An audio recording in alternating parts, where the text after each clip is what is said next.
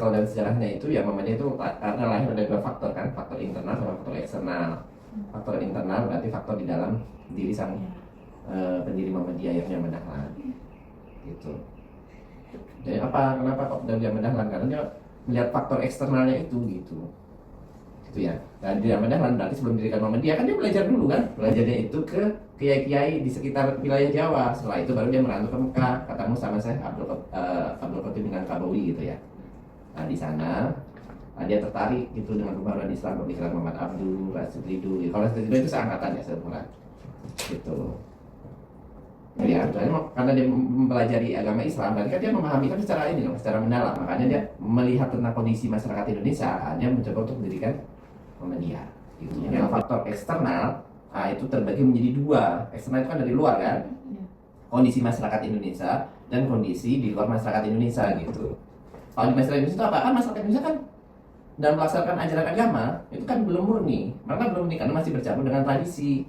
Bercampur tidak bisa membedakan ini agama, ini tradisi, sehingga tradisi itu yang harusnya itu tidak diwajibkan menjadi diwajibkan. Contohnya apa? Selamatan orang meninggal. Memang ada tuh dalam dan sedangkan nggak ada kan? Nah itu kan jadi wajib. Kalau nggak melakukan itu jadi anak durhaka. Sekarang kan di era modern kan ada paket takziah kan gitu kan? Nah, gitu kan muncul gitu. Nah, itu kan tradisi itu. Sehingga maka ajarannya apa ya? Mencoba untuk memurnikan ajaran Islam. Tapi dengan cara apa? Dengan cara yang diajari ilmu gitu, biar tahu gitu. Sehingga bisa memisahkan, ya, bisa membedakan ya, memisahkan dan membedakan gitu. Sehingga menjadi lebih baik lagi. Faktor internal itu masyarakat tokoh-tokoh Islam pada waktu itu mengapa bahwa kita agama Islam itu nggak gaul gitu loh, tertinggal. Nah, sehingga mencoba untuk ya kalau kita mau maju ya tinggalkanlah jalan agama Islam gitu. Itu paham sekularisme namanya. Jadi mencoba memisahkan ini urusan agama, ini urusan politik dunia gitu. Padahal kan kita kan di dunia untuk menggapai akhirat kan gitu lah. Dia dipisahkan aja gitu. Jadi kalau mau maju ya berarti ya kita seperti barat lah gitu. Nah, jadi seperti itu. Sesungguhnya adalah Islam itu adalah agama yang berkemajuan kan, maju dari segalanya ya. Apakah terkait pendidikannya, ekonominya, politiknya, sosial dan segala hal ya. Bahwa Islam itu mengajarkan umatnya itu menjadi umat yang terbaik ya. Itu menyuruh umat Islam itu untuk menjadi umat terbaik gitu.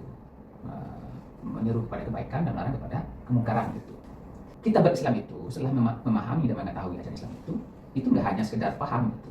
Hendaklah kita implementasikan dalam kehidupan kita sehari-hari. Nah, begitu Islam itu ya. Artinya pelaksanaan ibadah di Islam itu ya terkait ideologi tadi itu harus didasarkan kepada Al-Quran dan Sunnah gitu ya.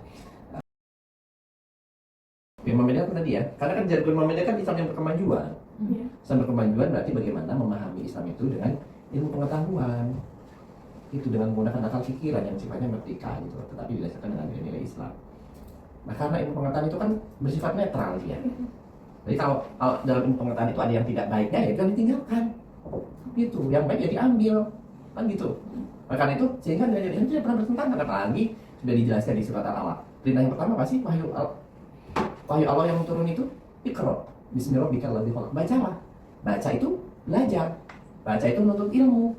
Baca itu agar kita itu menjadi lebih maju mengembangkan ilmu pengetahuan dan teknologi. Nah, itu yang menjadi hal yang sangat penting gitu. Oleh karena itu tidak bisa dipisahkan antara iman sama ilmu gitu, sehingga menjadi orang yang berkualitas. Karena orang muslim yang baik itu adalah orang muslim yang dia itu beriman, dan situ berilmu pengetahuan yang bagus dan kaya gitu. Kenapa kaya? Kan dengan kekayaan itu kita bisa memberi lebih baik kan? Nah, tangan di atas lebih baik juga tangan di bawah kan gitu. Karena itu menjadi satu harusan itu. Itu bagaimana dengan teknologi ya, itu dimanfaatkan yang baik aja diambil gitu. Karena perintahnya untuk mengambil yang baik dan meninggalkan yang buruk itu kan kurang-kurangi gitu. Tapi intinya Islam itu selalu terbuka gitu ya terhadap ilmu pengetahuan kan. Dalam menggerakkan organisasi Muhammadiyah itu pimpinan Muhammadiyah itu membuat struktur ya, memang ada struktur. Karena dari awal berdiri Muhammadiyah itu ternyata ini organisasi ini berkembang, kemudian bahkan bisa menyeberang ke luar Jawa, ya kan?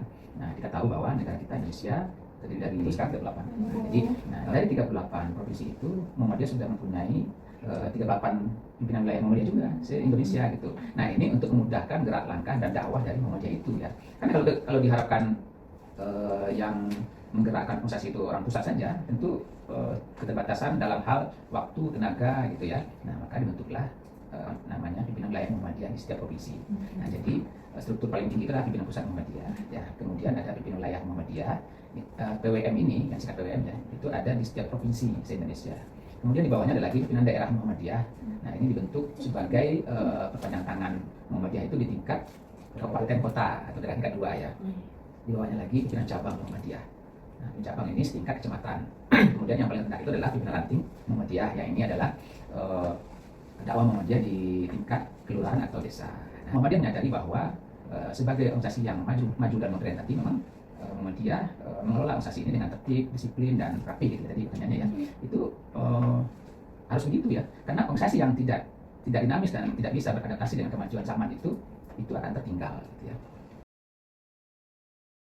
Keunikan Muhammadiyah dan organisasi lainnya pertama dengan melaksanakan ajaran Islamnya gitu ya. Maka ajaran Islamnya itu ingin bagaimana mengembalikan ajaran Islam itu dengan Rasulullah. Gitu, sehingga dia itu mencoba untuk beribadahnya itu kan sama dengan Rasulullah gitu, dalam jumlah rakaatnya, bacaannya, dan yang lain gitu. Yang kedua juga dia itu merespon perkembangan zaman gitu. Kenapa merespon perkembangan zaman? Karena bagaimana dengan ini agar Muhammadiyah itu menjadi pionir gitu ya dalam segala yang berhubungan dengan modernitas itu atau kemajuan. Artinya organisasi Islam mana yang sekaya Muhammadiyah, bagaimana yang menjadikan Islam itu ya terbuka selaras dengan kemodernan, menerima kemajuan dari kemajuan teknologi dan yang lain, tetapi yang itu didasarkan dengan nilai-nilai Islam gitu loh. Jadi beragama itu menjadi maju gitu. Itu yang diinginkan Muhammadiyah. Tadi kan tugasnya apa? Mencerdaskan kehidupan bangsa. Hanya hampir dikit lah mengambil peran negara kan gitu. Dan itu mencerdaskan kehidupan bangsa kan tugas negara kan kalau di Undang-Undang Dasar 45 kan, tapi Muhammadiyah itu berperan juga gitu loh. Kenapa? Karena Muhammadiyah lahir duluan daripada bangsa Indonesia kan. Muhammadiyah 1912. Bahasa Indonesia 45 bulan Muhammadiyah gitu kan gitu. Tapi ya walaupun itu ya kita harus memberikan kontribusi terhadap bangsa gitu, sehingga menjadikan istilahnya kemajuan itu bisa mengangkat derajat tentang orang-orang Islam di sini. Ya, kemudian sebagai organisasi yang berkemajuan ya, dan organisasi yang modern itu selalu beradaptasi dengan perkembangan zaman ya. Sekarang era digitalisasi ya. Kemudian demikian ya.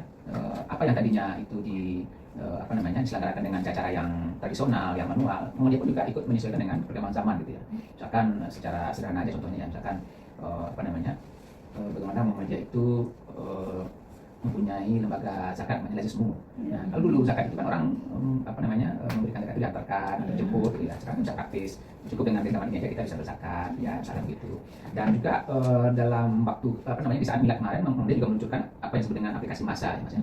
Nah, dalam aplikasi massa itu kepanjangan adalah Muhammadiyah Super Aplikasi ya, Muhammadiyah Super App. Nah, di aplikasi massa itu semua hal bisa kita akses ya, terkait apa yang ada di organisasi Muhammadiyah itu, yang dari profilnya, kemudian cara beribadahnya, kemudian ya termasuk juga arah kiblat, bagaimana warganya menjalankan ibadah, waktu sholat, kemudian tuntunan ibadah dan lain sebagainya. Nah, di aplikasi itu udah komplit semua ya. Nah, kan tadi kembali lagi tadi ya.